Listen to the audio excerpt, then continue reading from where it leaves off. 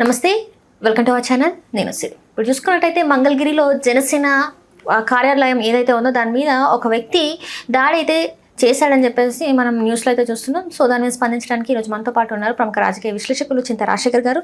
నమస్కారం sir. Sir, ఇప్పుడు చూసుకున్నట్టయితే జనసేన పార్టీ కార్యాలయం మీద దాడి, గతంలో చూసుకున్నట్టయితే వైసీపీ నాయకులు టీడీపీ పార్టీ కార్యాలయం మీద దాడి చేశారు. ఇప్పుడు మరి ఇది ఇలా ఉంది. అసలు ఏంటి ఈ పార్టీ కార్యాలయాల మీద దాడులు ఏంటంటారు? అంటే ఇక్కడ హింసని ప్రోత్సహిస్తున్నారమ్మా. హింసను ప్రోత్సహించడానికి చాలా కారణాలు ఉన్నాయి. అందులో సైకలాజికల్ ఇంబ్యాలెన్స్ లేదు, అంటే సైకలాజికల్ బ్యాలెన్స్ కోల్పోతున్నారు యువత, ఎస్పెషల్లీ యువత. దానికి ముఖ్యంగా మెయిన్ కారణం ఏంటంటే వ్యక్తి పూజ ఒకటి. అంటే నా అభిమాన నాయకుడిని కానీ నా అభిమాన సినిమా హీరోని కానీ విమర్శిస్తే తట్టుకోలేకపోతున్నారు. దానికి మెయిన్ కారణం ఏంటంటే వాళ్ళకు ఒక మానసిక రోగం ఉంది, సెలబ్రిటీ వర్షిప్ సిండ్రోమ్ అనే మానసిక రోగం ఉంది. ఇప్పుడు జనసేన ఆఫీస్ మీద దాడి చేసిన వ్యక్తి ఎందుకు దాడి చేశారనేది మనం కారణాలు విశ్లేషించుకుంటే, ఒకటి అతను మతి భ్రమించిన వ్యక్తి ఉండొచ్చు. అది దానికి ఓన్లీ 1% ఛాన్స్ ఉంది. మతి భ్రమించిన వ్యక్తులు చాలా తక్కువ ఉంటారు మన దగ్గర. రెండోది, జనసేన పార్టీలో పవన్ కళ్యాణ్ వైఖరి నచ్చక, పవన్ కళ్యాణ్ చెప్పిన వాగ్దానాలు ఆయన నిరూపించకపోతే దాని మీద ఆగ్రహంతో దాడి చేసే అవకాశం ఉండొచ్చు. లేదా జన సైనికులు అతనిని ఎవరైనా సరే వేధిస్తే ఆ కక్ష తీర్చుకోవడానికి ఇక్కడ వచ్చి చెప్పుకుండొచ్చు. లేకపోతే పార్టీలో అతను ఉంటే అతని మీద ఎన్నో వేధింపులకు గురి చేస్తే పవన్ కళ్యాణ్కి ఫిర్యాదు చేసినా, కార్యాలయానికి ఫిర్యాదు చేసినా ఎటువంటి స్పందన లేకపోతే దాని మీద దాడి చేసి ఉండొచ్చు. దీనికి 40% అవకాశం ఉంది. జనసేన పార్టీ అంతర్గతంగా 40%, 1% ఏమో మతి భ్రమించిన వాళ్ళు. వైసీపీ శ్రేణులు దాడి చేసే అవకాశాలు కూడా ఉన్నాయి. దాదాపు 25 to 30% ఉండొచ్చు. ఏంటంటే వైసీపీ వాళ్ళు జగన్మోహన్ రెడ్డిని విమర్శిస్తున్నారనో లేకపోతే ఏదైనా సరే కోపంతో కూడా చేసి ఉండొచ్చు. కానీ ఈరోజున్న పరిస్థితులలో వాళ్ళు మాట్లాడే స్వేచ్ఛ కూడా లేదు, కేసులు పెడుతున్న దాంతో భయపడి ఎవరు అటువంటి సాహసానికైతే పూనుకోరు. బహుశా అతను శ్రీకాకుళం నుంచి వచ్చారు. శ్రీకాకుళం నుంచి వచ్చి మంగళగిరి ఆఫీస్ మీద దాడి చేశారంటే వైసీపీ వ్యక్తి అంత దూరం వచ్చి రావాల్సిన పని అయితే లేదు. ఇక వేరే అంశాల్లో ఈ లడ్డు అంశం కానీ లేకపోతే ఈ ఇతర మతాల వాళ్ళు అన్ని పవన్ కళ్యాణ్ మతపరమైన వ్యాఖ్యలు కొన్ని చేశారు. సో క్రిస్టియన్ లేదా అతను పేరైతే ముస్లిం అయితే కాదు, సో క్రిస్టియన్ మతానికి చెందిన వాళ్ళు ఎవరైనా సరే అటువంటి మాటలు మాట్లాడినందుకు ఏమన్నా మతపరమైన దీనివల్ల కూడా వచ్చి దాడి చేసే అవకాశం ఉంటుంది. సో మతపరమైన ఇటీవల జరుగుతున్న లడ్డు వివాదంలో పవన్ కళ్యాణ్ అసెంబ్లీలో ఇచ్చిన ప్రసంగానికి వ్యతిరేకంగా నిరసన తెలిపేందుకు వచ్చిండొచ్చు. పవన్ కళ్యాణ్ పార్టీలో అంతర్గతంగా పవన్ కళ్యాణ్ నడవడిక నచ్చక, పవన్ కళ్యాణ్ వ్యవహార శైలి నచ్చక, ఆయన ఏం చెప్పి పార్టీ పెట్టాడో దానికి అనుగుణంగా పార్టీ నడపట్లేదని, అలాగే పదవులు రాక, అలాగే తెలుగుదేశం వారి మీద వీరి మీద తెలుగుదేశం కూడా ఆధిపత్యం చేసి అదొక కారణం ఉండొచ్చు. మతి భ్రమించిన వాళ్ళు అయ్యొచ్చు, లేదా వైసీపీ వాళ్ళు కూడా అయ్యుండొచ్చు. ఎందుకు సార్, లోపల ఉన్న జనసేనలో ఉన్న వాళ్ళే ఇప్పుడు చాలా మంది వ్యతిరేకులు అయిపోయారు. అదే చాలా మంది గంగా సురేష్ బండారు అని ఉన్నారు, మన అడ్వకేట్ రజనీ ఉన్నారు, బల్లే మురళి ఉన్నారు. వీళ్ళందరూ బాహాటంగా వచ్చి మీడియాలో మాట్లాడుతున్నారంటే మీడియాలో మాట్లాడే అవకాశం లేకుండా వాళ్ళ ఫ్రస్ట్రేషన్ బయటికి చెప్పుకోలేక కూడా ఇటువంటి దాడులు చేసే అవకాశం ఉంది. 40% వరకు అవకాశం ఉంది. లేదు వైసీపీ శ్రేణులు కూడా చేసే అవకాశం ఉంది. కానీ నేను దానికి తక్కువ అంటున్నా, ఎందుకంటే వైసీపీ అధికారంలో లేదు. వైసీపీ అధికారంలో ఉన్నప్పుడు దాడులు చేస్తే ఎక్కువ అవకాశం ఉంటుంది. వైసీపీ రూలింగ్లో ఉంటే కనుక అటువంటి దాడులు వైసీపీ తరఫు నుంచి జరిగే అవకాశాలు ఎక్కువ ఉంటాయి. కానీ ఇటీవల అటువంటి దాడులు చేసిన వారిని వాళ్ళ మీద విపరీతమైన పోలీస్ కేసు, అలాగే బాగా కఠినంగా శిక్షిస్తున్నారు, రోడ్ల మీద నడిపిస్తున్నారు. ఇవన్నీ చూసిన తర్వాత అటువంటి సాహసం అయితే వైసీపీ శ్రేణులు ఎవరు చేస్తారని నేనైతే అనుకోవట్లేదు.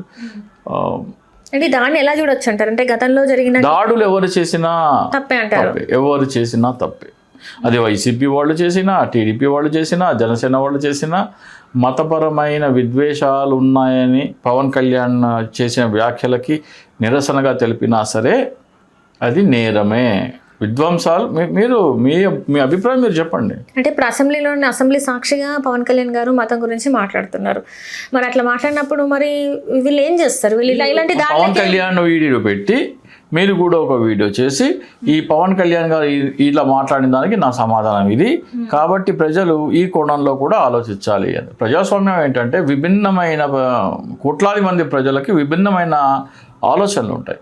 ఏ ఆలోచనలకి ఎక్కువ ఆమోదం ఉన్నదో అదే ఇది అవ్వాలి. సో ఇక్కడ పవన్ కళ్యాణ్ గారి అభిప్రాయం ఇది, దాన్ని నేను విభజిస్తున్నాను, నా అభిప్రాయం ఇది. కాబట్టి పవన్ కళ్యాణ్ అభిప్రాయం రాజ్యాంగ వ్యతిరేకము, లేకపోతే మన రాజ్యాంగ స్ఫూర్తి కానీ ప్రజాస్వామ్యానికి కానీ వ్యతిరేకము అని చెప్పేసి ఆయన చెప్పాల్సిందే ఆయన చెప్పొచ్చు. అలాగని వెళ్ళి నేను మంగళగిరి కార్యాలయానికి వెళ్ళి నేను దాడి చేసేస్తాను అంటే ఆయన దాని కాన్సెప్ట్. మొన్న రీసెంట్గా చూసుకున్నట్టయితే మరి జోగి రమేష్ గారి ఇంటి పైన దాడి చేశారు, అంబటి రాంబాబు గారి ఇంటి మీద దాడి చేశారు. దాని ముందు కూడా కొంతమంది మాజీ ఇళ్ళ పైన దాడులు చేశారు.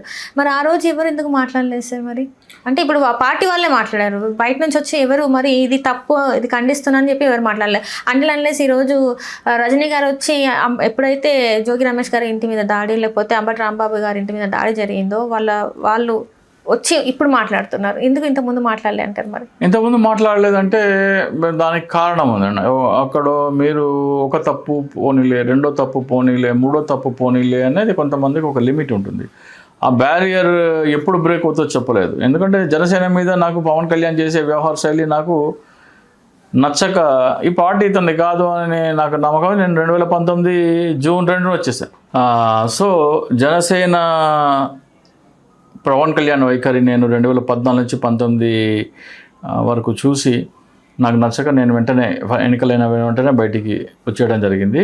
సో అప్పుడు చాలామంది ఏమన్నారంటే చింతా రాజశేఖర్ని జనసేన పార్టీ మెడబట్టి బయటికి గెంటేసింది, కాబట్టి ఆయన మెడబెట్టి బయటేసింది కాబట్టి కక్ష తీర్చుకోవడానికి మాట్లాడుతున్నారు అంటున్నారు. కానీ పవన్ కళ్యాణ్ వైఖరి నచ్చక జనసేన పార్టీ పవన్ కళ్యాణ్ది కాదు, అతను కేవలం ఒక బినామీ అనే అభిప్రాయం నాకు ఏర్పడి నేను పార్టీలో మెంబర్షిప్లు చూసే ఈశ్వర్ అనే ఒక ఇన్ఛార్జ్ ఉండేవారు, ఆయనకి నేను నా జనసేన మెంబర్షిప్ నంబర్ పంపించి నేను జనసేన పార్టీ నుంచి వైదొలిగాను, కాబట్టి నా సభ్యత్వాన్ని రద్దు చేయమని కోరుతున్నాను అని నేను ఆయనకి మెసేజ్ పెట్టడం జరిగింది.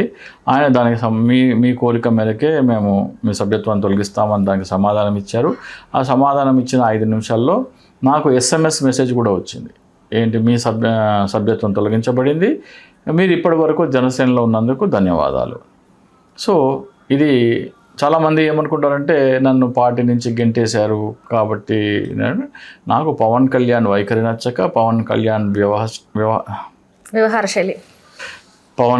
వ్యవహార శైలి నచ్చక, ఆయన పార్టీని బలోపేతం చేసే కార్యక్రమాలు చేయమంటే చేయడు, పార్టీని బలోపేతం చేసే నాయకులని ఉంచాడు పార్టీలో, పార్టీ బలపడే ఎటువంటి చర్యలు ఆయన తీసుకోడు, కాబట్టి పార్టీ అతనిది కాదు, అతను కేవలం ఒక బినామీ అన్న అభిప్రాయం ఏర్పడి మాత్రమే నేను పార్టీలో నుంచి మీతో పాటు ఇంకా చాలా మందికి అదే ఇప్పుడు మెల్లమెల్లిగా గంగా సురేష్ బండారు కూడా ఇప్పుడు అదే చెప్తున్నారు, బల్లే మురళి బహుశా అదే అభిప్రాయంతో ఉన్నారు, రజనీ కూడా బహుశా అదే అభిప్రాయంతో ఉన్నారు. సో జనసేన కార్యకర్తలకు కూడా చాలా మందికి అదే అభిప్రాయం ఉండి వాళ్ళ ఫ్రస్ట్రేషన్ తీర్చుకునే ఒక మార్గం దొరకక ఇటువంటి దాడులు ఏమన్నా కూడా చేసి ఉండొచ్చు. అతను జనసేన కూడా నేను అంటలేదు, ఆ అవకాశం లేకపోలేదు. Thank you so much. Hello, Telugu రాజ్యం ఛానల్ చూస్తున్నారా? సామాజిక రాజకీయ జీవన చిత్రణే తెలుగు రాజ్యం. అతిశయోక్తులు అసత్యాలు ఉండవు. రాజకీయ కోణం కాదు, ప్రజా కోణమే కొలబద్ద. తెలుగు రాజ్యం వీక్షణ మీ ఉత్తమ అభిరుచికి నిదర్శనం.